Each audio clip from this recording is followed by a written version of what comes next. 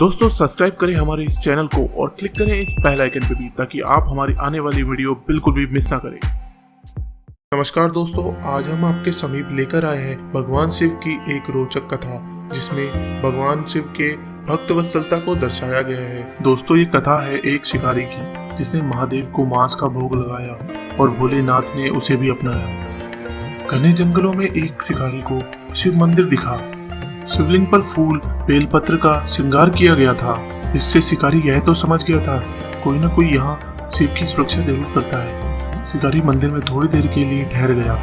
रात हुई लेकिन मंदिर का कोई भी पहरेदार नहीं आया। शिकारी को शिव की सुरक्षा की चिंता होने लगी। उसे लगा कि जंगल में यदि शिव को रात को अकेला छोड़ा तो कोई जंगली जानवर उन पर हमला न कर दे। उसने धनुष पर बाण चढ़ाया और प्रभु की सुरक्षा पे लग गया।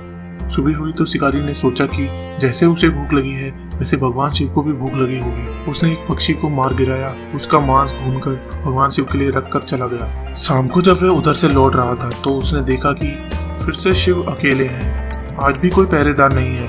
उसने फिर रात भर पहरेदारी की। सुबह प्रभु के लिए भुना हुआ मांस रखकर चला गया। मंदिर में पूजा अर्चना करने के लिए पास के गाँव के एक ब्राह्मण आते थे। रोज मांस देखकर वह दुखी हो जाते थे।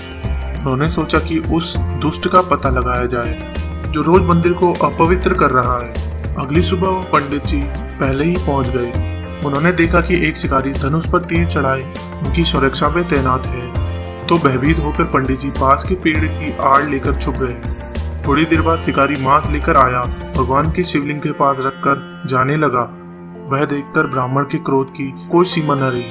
उन्होंने शिकारी को रोका और बोला, हे मूर्ख, महादेव को अपवित्र क्यों कर रहे हो?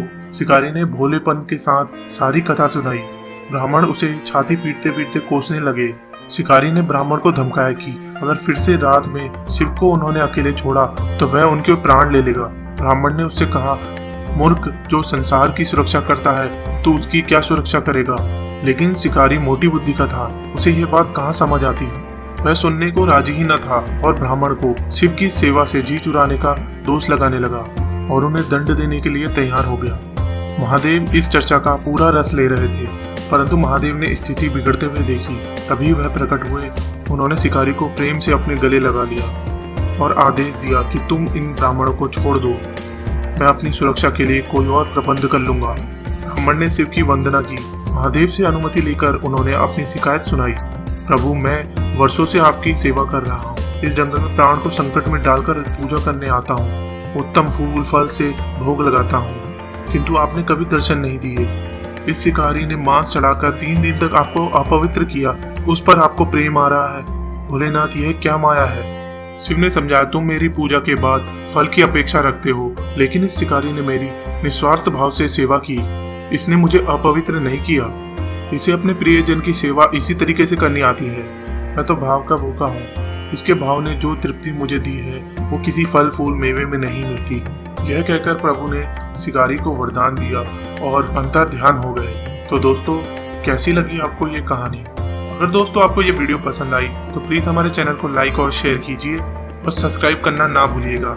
तो मिलता हूँ अगली वीडियो में, तब तक के लिए जय श्री राम।